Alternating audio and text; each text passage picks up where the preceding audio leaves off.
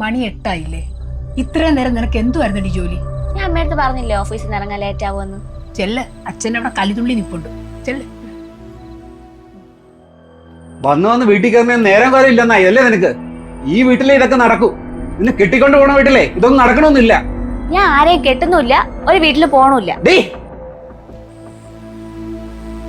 ഒറ്റ മോളാന്ന് പറഞ്ഞ് ലാളിച്ച് വളർത്തേണ്ട ഈ കാണുന്നു. ഇവളെ പ്രായത്തില് ഏതെങ്കിലും ഒരു കുട്ടിയുണ്ടോ നമ്മളെ കുടുംബത്തിലെ കല്യാണം കഴിക്കാതെ? ഇനി ഇവക്ക് വല്ലവരോടും പ്രേമുണ്ടരേട്ടാ. നാളെ ചോദിക്കും.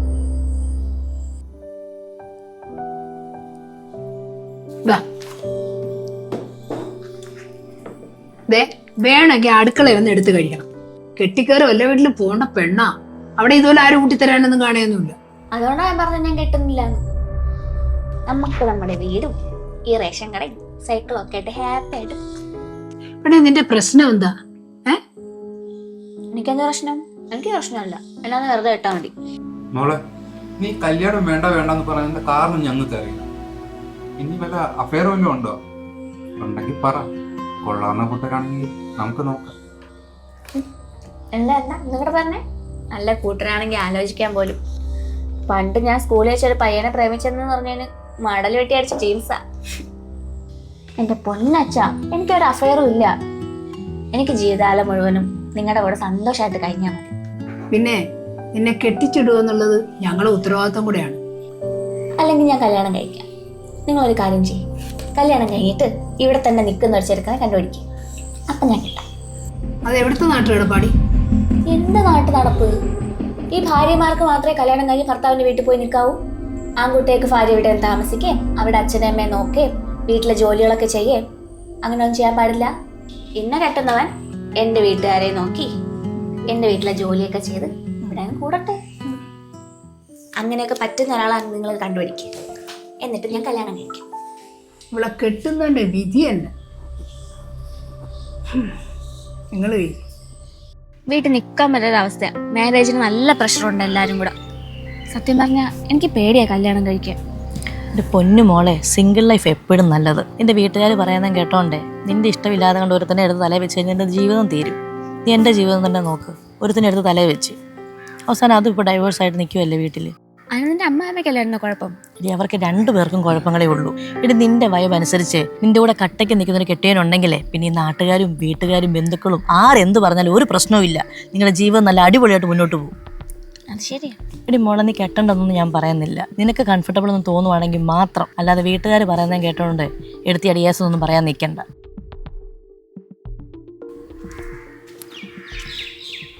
എടി, നീ വരുന്നില്ലേ? വരുന്നു. ഞാൻ അവളെ കൊടുക്കാം. ശരി ശരി.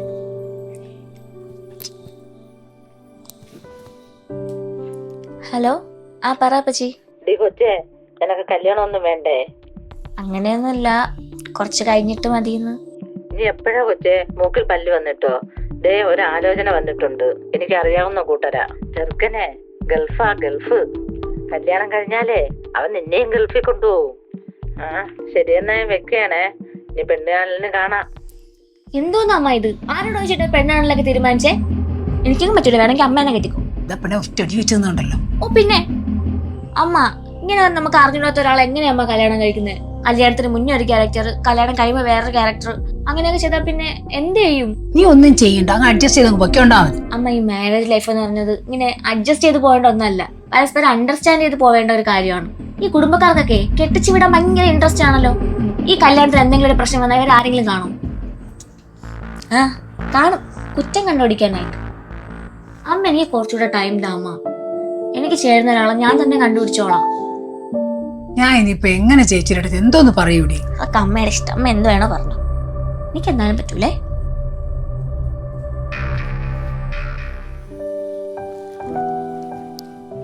എടാ, നീ നമ്മുടെ ഗീത മാഡത്തിന്റെ ഫയൽ കൊടുത്തായിരുന്നു? ഞാൻ ഇന്നലെ തന്നെ കൊടുത്തിട്ടുണ്ട്. ഓ, അത് ശരി. ഇന്നലെ അഭിഷേകിനെ നൈറ്റ് കഫേയിൽ വെച്ച് കണ്ടായിരുന്നല്ലോ. നീ അവിടെ ഉണ്ടായിരുന്നോ? ഇല്ല, ഞാനും അച്ഛനും കൂടെ റിലേറ്റീവിന്റെ വീട്ടിൽ പോയിട്ട് ബൈക്കിൽ തിരിച്ച് വീട്ടിലേക്ക് പോയായിരുന്നു.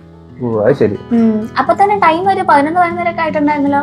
ആ ടൈമിലൊക്കെ പുറത്തു പോകാറുണ്ടോ? പിന്നെ ഈ നൈറ്റ് റൈഡ്, ഫുഡ് അടി, ഇതൊക്കെ ആക്ച്വലി സത്യം വൈബ് അല്ലേ? അല്ല, വീട്ടിലൊന്നും പറയാറില്ലേ? വീട്ടുകാരൊന്നും പറയാറൊന്നുമില്ല. അവര് തന്നെ പറയുന്നത് കല്യാണം കഴിച്ച് ആ പെണ്ണിനെ കൂടെ കൊണ്ടുപോകാൻ. സത്യം പറഞ്ഞാൽ നമ്മുടെ ഈ സിറ്റി ലൈവ് ആവുന്നതന്നെ ഈ രാത്രിയില്ലേ. താനെ ഇടയ്ക്കൊക്കെ അതൊക്കെ എക്സ്പ്ലോർ ചെയ്താൽ നന്നായിരിക്കും. അപ്പൊ എന്തായാലും ഈ ഫയലും കൂടെ നീ നോക്ക്. ഇന്ന് ഉച്ചയ്ക്ക് പിന്നെ കൊടുക്കണം. നോക്കിട്ട് പറയട്ടോ. ഓക്കെ.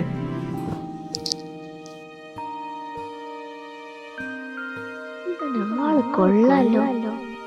ഓ ഓ വേണ്ട വേണ്ട വേണ്ട, തീരുമാനമെടുക്കാനായിട്ടില്ല. ആ ഹലോ, എന്താണ് വിളിച്ചേ? എടി ഞാനേ ഒരു കാര്യം ചോദിക്കാൻ വേണ്ടിട്ടായിരുന്നു. എന്ത് കാര്യം?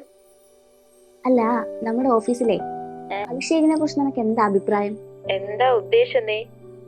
എടി പൊട്ടി, അതായത് ഞാനിപ്പോ ഓഫീസിൽ വന്നിട്ട് ഒരു വർഷമൊക്കെ അല്ലേ ആവുന്നുള്ളൂ.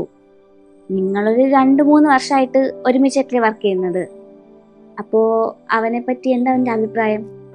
അവന്റെ ബാക്ക്ഗ്രൗണ്ടും പിന്നെ എന്തെങ്കിലും അഫയർ ഒക്കെ ഉണ്ടോന്നറിയാൻ വേണ്ടിട്ട്. ഓ അങ്ങനെ. എന്റെ അഭിപ്രായത്തില് അവൻ ആള് കൊള്ളാം. പിന്നെ അഫയർ ഉണ്ടോ ഇല്ലെന്നൊന്നും എനിക്കറിയില്ല, കാരണം ഞങ്ങൾ അതിനെ പറ്റി സംസാരിച്ചിട്ടൊന്നുമില്ല. നീ അവനെ നോക്കുവാണെങ്കിൽ നിന്റെ സെലക്ഷൻ മോശമില്ലെന്ന് പറയേണ്ടി വരും. അവൻ ആള് കൊള്ളാം. ശരിയടി, എന്നാ നീ വെച്ചോ.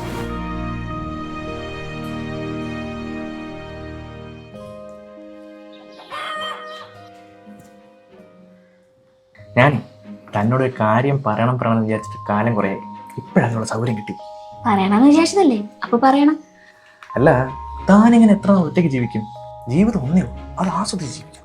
അതിനാരൊറ്റയ്ക്ക് ജീവിക്കുന്നു? നല്ലൊരാളിനെ കിട്ടാൻ ഇപ്പൊ തന്നെ കിട്ടും. എന്താ ഷിജുവിന് താല്പര്യം ഉണ്ടോ മാരേജിന്? ഇല്ല, ഞാൻ ഓൾറെഡി ഒരെണ്ണം കെട്ടിപ്പോയില്ലേ, ഇനി പറ്റത്തില്ലല്ലോ. അപ്പൊ പിന്നെ വന്ന കാര്യം പറയും. അല്ല, ഞാനേ ഹൈ വർക്ക് പ്രഷറില്ല. താനും വർക്ക് പ്രഷറിലാണെന്ന് എനിക്കറിയാം. നമുക്ക് മൂന്നാർ ഒരു ട്രിപ്പ് പോയാലോ? നല്ല റിസോർട്ട് കിട്ടും അവിടെ, കാറും ബുക്ക് ചെയ്തിട്ടുണ്ട്. നല്ല റിലാക്സ് കിട്ടും. എന്താ പറയുക? നല്ലൊരു ഐഡിയ, നമുക്ക് പോവാം. ഞാൻ ഇപ്പൊ തന്നെ റൂം ബുക്ക് ചെയ്യാം. ഓക്കെ. പിന്നെ ബുക്ക് ചെയ്യുമ്പോ 2 റൂം ബുക്ക് ചെയ്യണേ. അതൊന്നും രണ്ടെണ്ണം. ഒന്ന് ഷിജുവിന്റെ ഫാമിലിക്കും, പിന്നെ ഞാൻ ഒറ്റയ്ക്ക് വരത്തില്ല, അച്ഛനും അമ്മയും കാണും. അവര് കുറെ നാളായിട്ട് പറയും ഒരു ട്രിപ്പ് പോകണം. എന്തായാലും ഷിജുവിന്റെ ചെലവല്ലേ, നമുക്ക് അടിച്ചു പൊളിക്കാം. എനിക്ക് അത്യാവശ്യമായിട്ട് കംപ്ലീറ്റ് ആയിട്ട് വർക്കുണ്ട്. അപ്പൊ ഞാൻ അങ്ങോട്ട് നടന്നില്ല.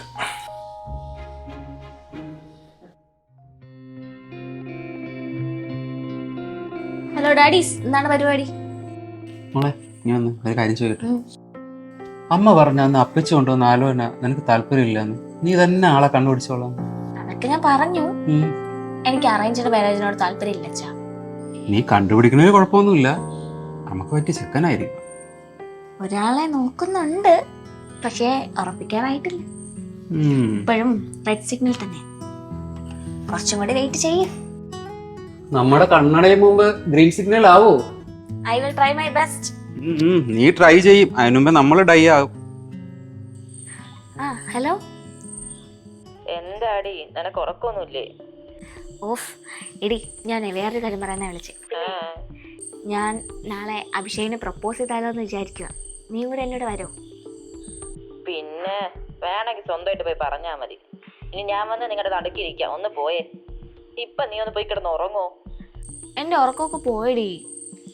എന്നാ നീ കണ്ണുടന്ന് സ്വപ്നം കാണും, ഞാൻ കണ്ണട സ്വപ്നം കാണാം. ഗുഡ് നൈറ്റ്, ഒന്ന് പോയേ. വളരെ ഒരു കാര്യം, എനിക്ക് അവനെ പ്രപ്പോസ് ചെയ്യാൻ പേടിയൊന്നുമില്ലേ? പേടിയൊന്നുമില്ല, പക്ഷേ ചെറിയൊരു ചമ്മലുണ്ട്. അതെങ്ങനെ റിയാക്ട് ചെയ്യുന്നൊരു ടെൻഷനുണ്ട്. അവന്റെ ക്യാരക്ടർ വെച്ചിട്ട് നമ്മൾ മോശമായിട്ടൊന്നും പറയത്തില്ല. എടി, അഭിഷേകല്ലേ പോകുന്നത്? അതാരാ അവനോട് മറ്റൊരു പെണ്ണ്? അവന്റെ അഫയർ ഉണ്ടായിരുന്നോ? ഇനിയിപ്പോ എന്നാ ചെയ്യും? ഒന്നും ചെയ്യണ്ട, ഞാൻ വീട്ടിലോട്ട് പോവാ. ശ്രീ, ശ്രീ ഒന്ന് നിക്ക്. ശ്രീ, അപ്പൊ നീ ഓഫീസിൽ വരുന്നില്ലേ? ഇല്ല, ഞാനില്ല, നീ പോക്കോ.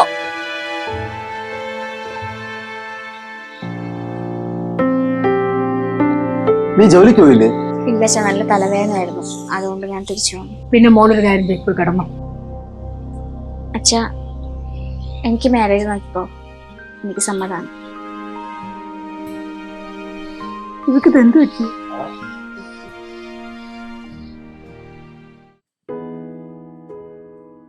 മോളെ, നീ ഓഫീസിൽ പോയിട്ട് 2 ദിവസം ആയില്ലേ? 2 ദിവസം കൂടെ കഴിഞ്ഞിട്ട് പോവാമ്മ.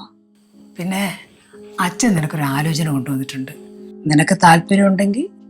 എനിക്ക് താല്പര്യം കുറവൊന്നുമില്ല, നിങ്ങൾ നോക്കോ. ഞാനൊന്ന് കുളിച്ചിട്ട് വരാമോ?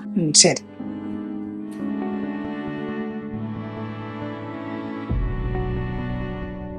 വീട് കണ്ടുപിടിക്കാൻ ബുദ്ധിമുട്ടില്ലല്ലോ? ഇല്ല, ഗൂഗിൾ മാപ്പ് ഉണ്ടായിരുന്നല്ലോ, അത് വഴി തെറ്റിയില്ല. യശോദേ, മോളെ വിളിക്ക്. നിങ്ങൾ കഴിക്കേ, ഞാൻ മോളെ ഇപ്പൊ വിളിക്കാം. മോളെ, ചായ എടുക്ക.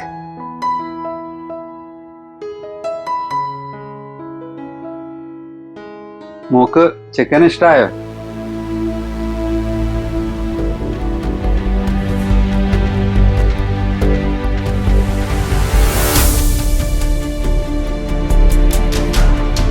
അഭിഷേക്,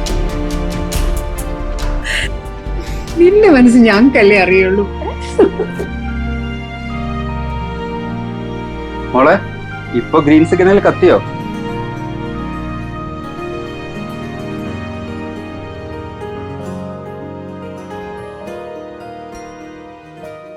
എന്താ താനൊന്നും മിണ്ടാത്ത?